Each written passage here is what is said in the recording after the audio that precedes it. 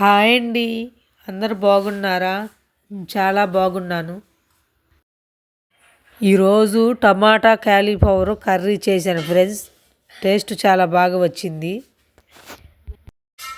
మీరు చేయండి friends. Taste ఎలా ఉందో కామెంట్ చేసి చెప్పండి. మాకు కొత్తగా ఒక అపార్ట్మెంట్లో పని వచ్చింది ఫ్రెండ్స్.